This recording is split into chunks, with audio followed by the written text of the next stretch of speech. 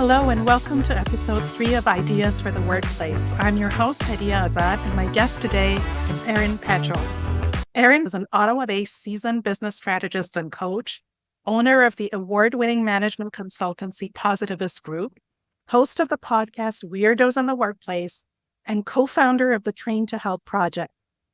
Positivist Group's team of coaches and consultants work with purpose-driven organizations to make a bigger impact in the world.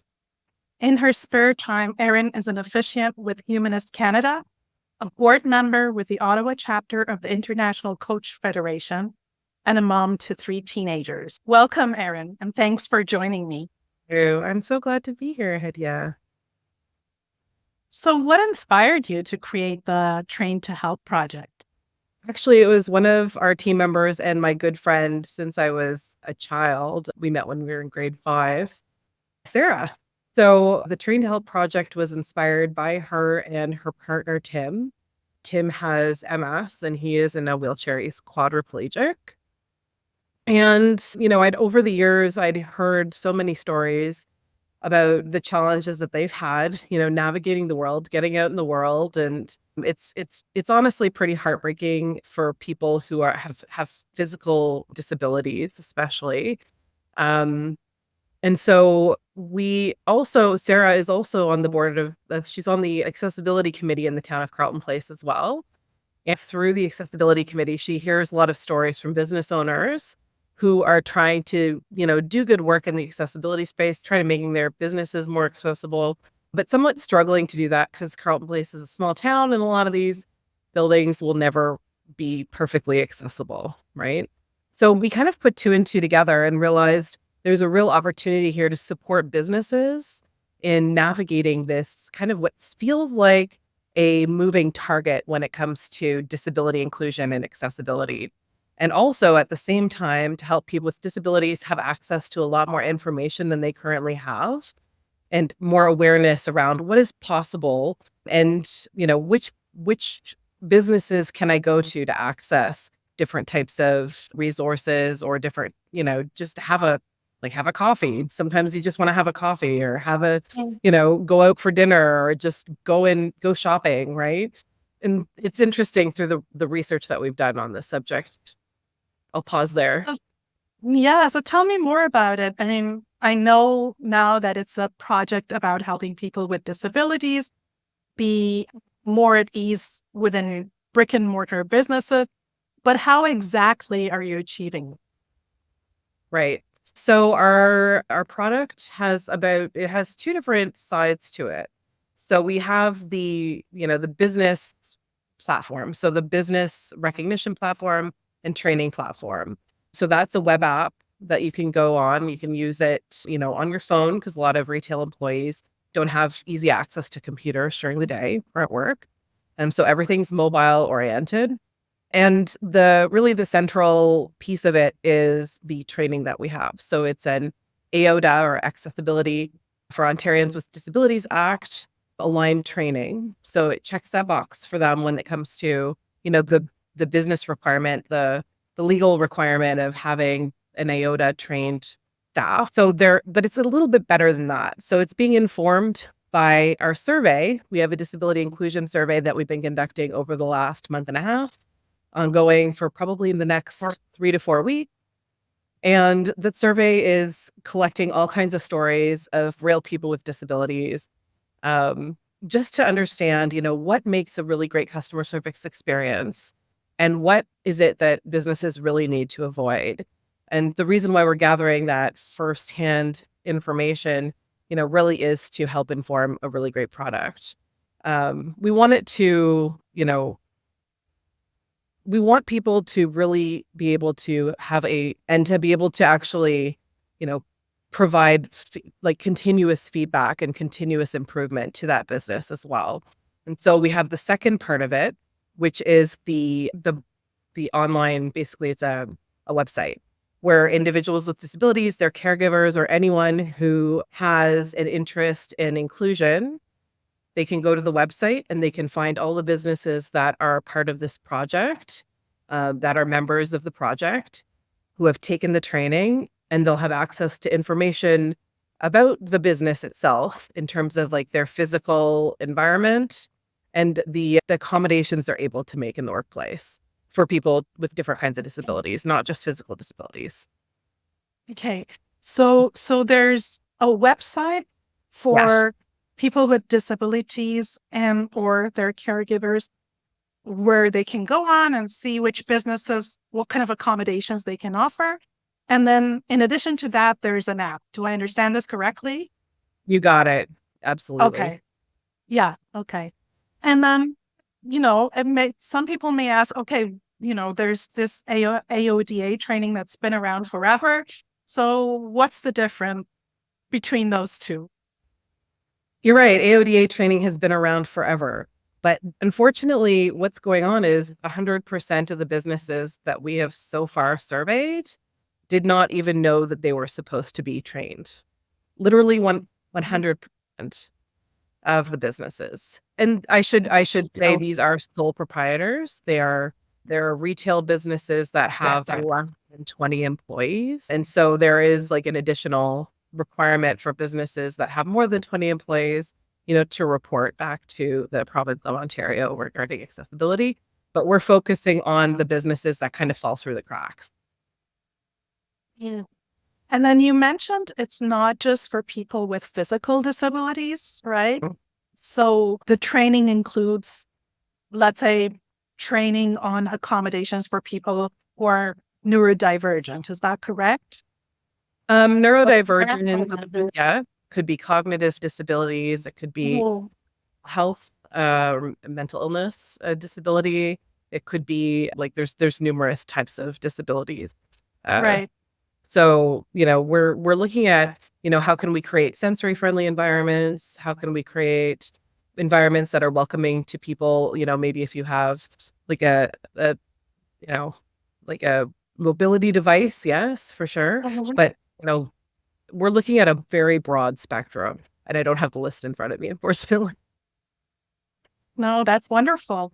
Yeah. And so during this pilot or soft launch period, have you had some success stories, some positive outcomes with businesses who've embraced this platform? We haven't, I mean, the platform's not out yet. So our pilot starts in August. So we're still recruiting pilot businesses, and we're currently we're about halfway through the development of the product, of the minimum viable product. So, but the successes have really been in the awareness, right? So we have pretty much all the businesses right now that have come on as pilot champion, is what we're calling them. They pride themselves on inclusion. Like they're like, they believe in inclusion. They believe in diversity. They want to have a place where, people can of all different, backgrounds and experiences can come and feel welcome. And the fact that they didn't even know they were supposed to be trained, per the AODA customer service standard, was a big problem for them. It kind of blew a lot of their minds, I think. They didn't realize A, it's the law, and B, this training even exists, right? So the awareness, I think, just that part is a huge win for us and a lot of these businesses as well. So they're super encouraging of the project. So we're looking to go way above and beyond. We're going to set a new bar essentially for retail customer service when it comes to serving people with disabilities. And when you learn how to serve people with disabilities, guess what? You learn how to serve people, right? And so, Absolutely. yeah, it's totally transferable to almost every human being. It's like a universal standard. Right. Yeah. Absolutely. And then the training module, like how many modules are there in the platform in the training? Right now, we have 12 modules planned, but we have an amazing new instructional designer that we've brought on board. So, I've told him like if you need to if you want to blow it up, like recreate it in your image because he really is quite I think is probably a special instructional designer. And so it may change. I'm not setting anything in stone right now, but what we do know is that the training needs to be compact. So we're looking at, sorry, we're looking at less than an hour of training, probably between 45 minutes to an hour, trying to keep it as concise as possible. But we're jamming a lot of interactive elements within that. We're looking at, lots of storytelling, some videos, like just really trying to like pulling out the history of people with disabilities, which we think is really important to build context and empathy. So doing things a little bit differently from your standard AOTA training, which is usually very dry, and very policy focused. So rather than having like a policy focused version, of course, we do have the module about, AOTA specifically and like the requirements of AOTA, and we go through that and feed it through quite a few different modules. But we want this to be very interactive, very empathetic. So from the point of view of a person with a disability, and I think, like you said, it will just make people more empathetic to that and more receptive. So that's wonderful. Have you had any challenges so far, during the soft launch? Um, Challenges, only the expected challenges. Like when you're creating a software company, there's always going to be things that you don't know, and you've got to figure it out anyway. You've got to go forward anyways, regardless of how much you know or don't know. Funding is always a challenge for every startup, so we're, working for free. A lot of us are working for free to get this off the ground. My husband is the software developer. He's a principal software developer, and I'm very lucky that I picked the right person to marry for this project. Thank you, Johnny, for working for free in his spare time, evenings and weekends, of course, and, those kinds of challenges, it's a lot of really hard work. It's a lot of talking to people. It's a lot of, research. But you know what? It's what we signed up for. It's what we want. So it's all good. Wonderful. And do you think that at some point in the future, it's going to evolve and, expand beyond the Ottawa region? Oh, goodness, yes. So we're just starting in Ottawa. We have plans first to expand geographically. So basically, we're targeting those, more small businesses under 20 employees. Of course, we'll say yes to slightly larger businesses as well, but really targeting that's the smaller sole proprietors for now, because we feel this is where, like we said before, they've fallen through the cracks. And then expanding geographically. So right now we're focused on the AOTA, so the AOTA training, but expanding to different provinces first and adapting the training to their different legislations if they have them. Not all of them have their own legislation. And then expanding as well to the United States. So first North America geographically, and then we'll go up market and start to work with larger organizations as well. Wonderful. That's amazing. Like having it all across Canada and potentially the US, and then scaling up to bigger organizations. That's amazing. So what do you think, what impact can this project have on the overall perception of disability inclusion in business? Because it's not top of mind for most of the businesses. Like you said, many of them didn't know if this is a compliance requirement, right?